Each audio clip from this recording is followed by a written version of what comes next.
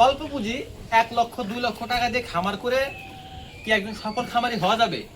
এই প্রশ্নটা শুধুমাত্র তাদের ভিতরেই ঘুরপাক খায় যারা কিনা নতুন খামারি, যারা কিনা একটা খামার শুরু করতে যাচ্ছে এবং যাদের মূলধনটা একদমই কম। প্রিয় খামারি ভাইরা, মূলধন কম হোক বা বেশি হোক সেটা কোনো ফ্যাক্ট না। আশা করি আপনারা আমার ভিডিওতে দেখলে ভাই বুঝতে পারবেন যে অল্প পুঁজিতে কিভাবে একটা সফল খামারি হওয়া যায়। ভাই সফলতা কিন্তু ভাই বলে কই আসে না, এবং সফলতা কিন্তু 1-2 বছর বা রাতারাতি আসে না। এটার জন্য আপনাকে কি করতে হবে? ধৈর্য ধরতে হবে। আপনি যদি 2 লক্ষ টাকাতে খামার শুরু করেন, আপনি সফল হতে পারবেন যদি কিনা আপনি ধৈর্য ধারণ করেন। আপনাকে সফল খামারি হওয়ার জন্য সর্বপ্রথম যেটা করতে হবে সেটা হবে ধৈর্য ধারণ করতে হবে। এবং প্রত্যেকটা খামারি যারা সফল হয়েছে এখন পর্যন্ত, আপনি যদি তাদের জীবনের দিকে তাকাতে যান, তা দেখতে পারবেন যে তারা অনেক বছর স্ট্রাগল করার পরে এক সময় গিয়ে সফল হয়েছে। তারা কিন্তু রাতারাতি কেউ সফল হয় নাই। হ্যাঁ, সফল হয় অনেকেই, ভাগ্য গুণে কপাল গুণে রাতারাতি সফল হতে পারে, কিন্তু সবাই কিন্তু হয় না। ম্যাক্সিমাম মানুষকেই পরিশ্রম করতে হয়। প্রিয় খামারি ভাইরা, ধরেন আপনি 2 লক্ষ টাকা খামার শুরু করলেন এবং আপনার যদি ইন্টেনশন থাকে যে ওই খামার থেকে যে পরিমাণ টাকা লাভ হবে ওই লাভ অংশ দিয়ে আপনি অন্য কোনো খাতে খরচ করবেন না বা পুরাবেন না, তাহলে আপনার লাভ আপনি সফল হতে পারবেন 100% শিওর। ধরেন আপনার খামার থেকে এই বছরে 1 লক্ষ টাকা লাভ হয়েছে, আপনি এই 1 লক্ষ টাকা অন্য কোনো খাতে খরচ না করে যদি এই 1 লক্ষ টাকা আবার আপনি আপনার খামারে ইনভেস্ট করেন, তাহলে দেখতে পারবেন সেখান থেকে আগামী বছরে আরো বেশি টাকা ইনকাম করতে পারবেন বা লাভ করতে পারবেন। আর যদি আপনার যে টাকাটা লাভ হচ্ছে আপনি সেই টাকাটা দিয়ে অন্য কোনো খাতে খরচ করে ফেলতেছেন বা এই খাতে আর কোনো টাকা ইনভেস্ট করতেছেন না, তাহলে কিন্তু ভাই এটা কিন্তু টিকবে না।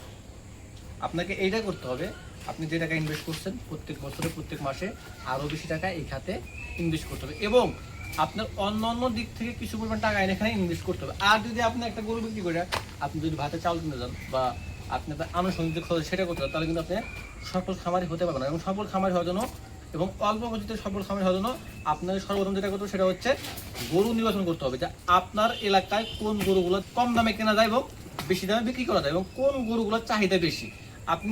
আপনার এলাকায় যদি দুধের চাহিদা অনেক বেশি হয়, দুধের দাম অনেক বেশি হয়, তাহলে আপনি কি এটা দুধ খামার করতে পারেন। আর আপনার যদি দেখেন যে না আপনার এলাকায় গরুর গোস্তের চাহিদা অনেক বেশি, তাহলে আপনি অবশ্যই কি করবেন?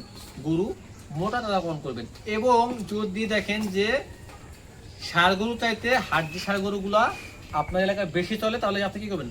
হাড্ডি ষাঁড় গরুগুলাকেই বাছাই করে দেবেন। যদি দেখেন যে না আপনার এলাকাতে মানে পালার মতো বাছুর গরুগুলা চাহিদা অনেক বেশি, তাহলে আপনাকে কি করতে হবে?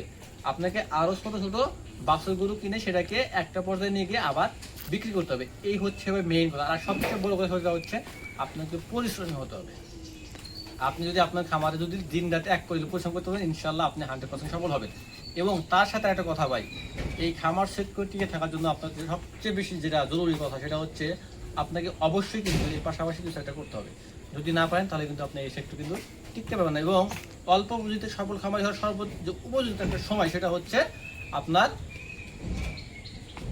ছাত্র জীবন। এবং এই ছাত্র জীবনে যদি কেউ একটা ব্যবসা, যে কোনো ব্যবসা বা এই অ্যাগ্রো সেক্টরে আসতে পারে, তাহলে সে ভাই একদম 100% সফল হবে।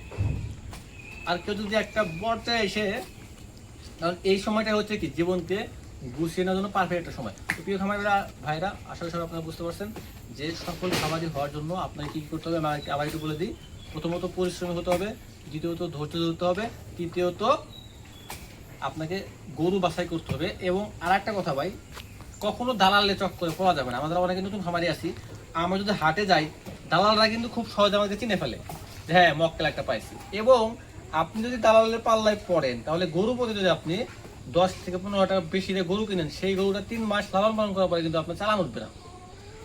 তো ভাই দালালের পাল্লায় পাওয়া যাবে না। আশা করি সবাই বুঝতে পারছেন। এই ছিল আজকে ছোট্ট একটা ভিডিও। যদি ভিডিওটা ভালো লাগে অবশ্যই লাইক কমেন্ট শেয়ার করবেন এবং আমার চ্যানেল নতুন হলে অবশ্যই সাবস্ক্রাইব করবেন। আসসালামু আলাইকুম ওয়া রাহমাতুল্লাহি ওয়া বারাকাতুহু।